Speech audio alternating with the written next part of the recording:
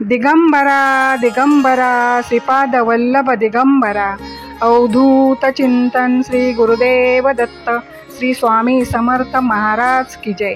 गुरुदेवांच्या चरणावर कोटी कोटी वंदन।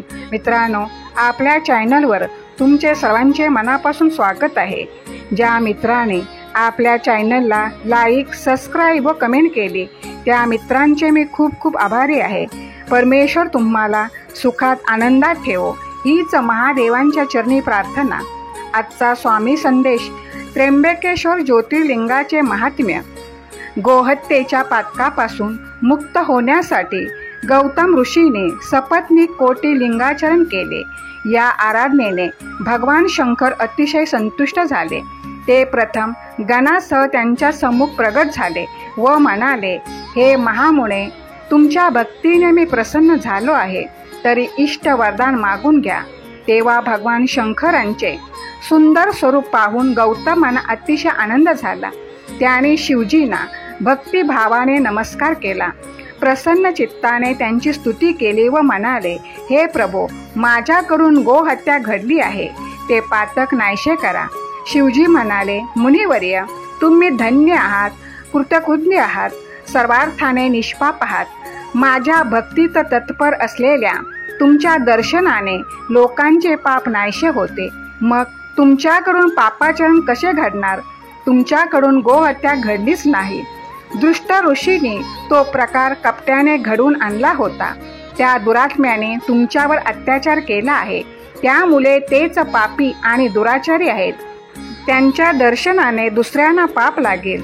त्यांनी तुमच्याशी जो कृतज्ञपणा केला आहे त्या दुष्कर्माला प्रायश्चित्त नाही, त्यांचा कधी उद्धार होणार नाही। शिवजींचे बोलणे ऐकून गौतमांना मोठे आश्चर्य वाटले। त्यांनी भक्तिपूर्वक नमस्कार केला व हात जोडून म्हणाले, महादेवजी, त्या ऋषींनी माझ्यावर उपकारच केला आहे, कारण त्यांनी कपट केले नसते तर मला तुमचे दर्शन झाले नसते। त्याने माझ्यासाठी हे कल्याणकारी कार्यच केले आहे। त्यांच्या दुराचारामुळे माझा फायदाच झाला। गौतमाचे बोलणे ऐकून शिवजींना परम संतोष वाटला। त्याने त्यांच्याकडे कृपादृष्टीने पाहिले व म्हणाले, मुने, तुम्ही खरोखर धन्य आहात। सर्व ब्राह्मणामध्ये आणि ऋषीमध्ये श्रेष्ठ आहात। मी तुमच्यावर प्रसन्न आहे। तुम्ही माझ्याकडून उत्तम वर मागून घ्या। गौतम म्हणाले, भगवन, माझ्या बाबतीत जे घडले ते घडले, यात माझा काही दोष नव्हता। हे जरी खरे असले तरी मी गोहत्यारा आहे अशी माझी दुष्कीर्ती झालेली आहे। तो कलंक नाहीसा करण्यासाठी पंचांनी दिलेला निर्णय मला मानलाच पाहिजे। त्याने मला गंगेला येथे आणून तीर्थस्नान करावयास सांगितले आहे। त्यांचे म्हणणे मी मान्यही केले आहे। म्हणून तुम्ही माझ्यावर प्रसन्न असाल तर लोकांवर उपकार करण्यासाठी मला गंगा द्या। गौतमाने शिवजींचे पाय धरले, त्यांना वारंवार नमस्कार केला। तेव्हा भक्त वत्सल्य शिवप्रभूने स्वर्ग आणि पृथ्वी यात गेलेल्या गंगेशिवाय तसेच विवाहाप्रसंगी ब्रह्माजींना दिलेल्या गंगाजलाशिवाय जे गंगाजल शिल्लक होते ते सर्व गौतमांना दिले। ते गंगाजल परमसुंदर श्री रूपाने तेथे प्रगट झाले। गौतमाने तिची स्तुती केली, तिला नमस्कार केला व म्हणाले, गंगे, तू सर्व लोकांना पावन करणारी आहेस, म्हणून मी तुला शरण आहे।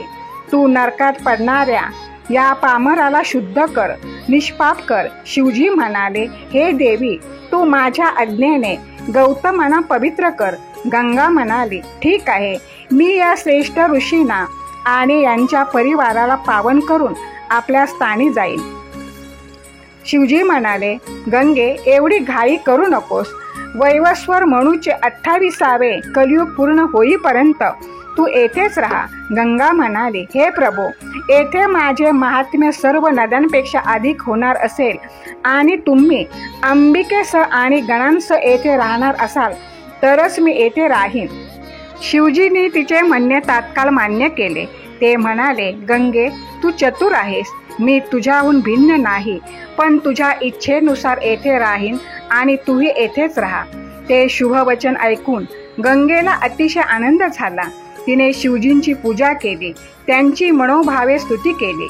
इतक्यात देव आणि पुरातन ऋषी तेथे आले। अनेक प्राचीन तीर्थ आणि पवित्र क्षेत्रे मनुष्यरूप धारण करून तेथे आले। त्याने भगवान शंकर, गौतम ऋषी आणि गंगेचा जय जयकार केला। त्यांची आदराने पूजा केली, विनम्र भावाने स्तुती केली।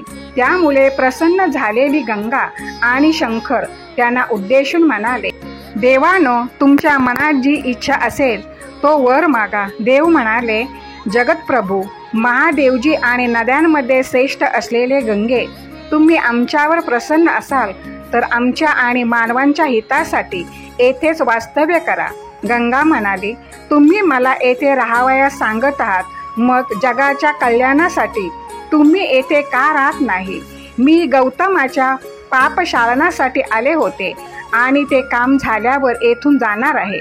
पण येथे राहून माझा विशेष सन्मान होणार असेल आणि माझे महत्त्व वाढविण्यासाठी तुमच्याकडून खरोखर काही प्रयत्न केले जाणार असतील तरच मी येथे राहणार आहे। तेव्हा देव एकमुखाने म्हणाले, हे गंगे, हे महादेवी, तू आणि शिवप्रभूने जगावर उपकार करण्यासाठी आणि आमच्या हितासाठी येथे निवास करावा। गुरुने सिंह राशीत प्रवेश केल्यानंतर तो येथे असेपर्यंत आम्ही सर्वजण येथे राहू।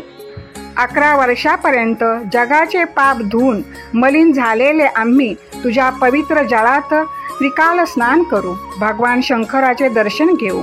सिंहस्थ पर्वतातील व पुण्यकर्माने आम्ही पापमुक्त होऊ आणि तुझ्या आज्ञेने आपापल्या स्थानी जाऊ।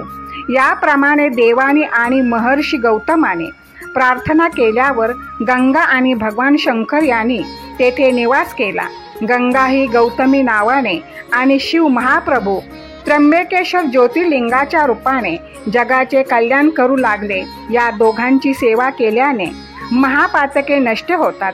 तेव्हापासून जेव्हा जेव्हा गुरु सिंह राशीत असतो तेव्हा तेव्हा सर्व देव, सर्व तीर्थे, पुण्यक्षेत्रे, पुष्कर आदी सरोवरे व सर्व नद्या गौतमी तटावर येतात आणि निवास करतात। जोपर्यंत त्यांचे येथे वास्तव्य असते तोपर्यंत त्यांच्या मूल स्थानावर गेलेल्या कोणत्याही सत्कर्माचे पुण्यफल मिळत नाही।